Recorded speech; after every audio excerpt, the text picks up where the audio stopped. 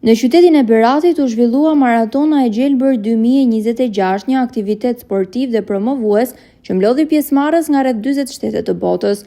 Në ceremoninë përmbyllëse u ndanë çmimet për fituesit e garave, duke vlerësuar performancën dhe përkushtimin e maratonistëve.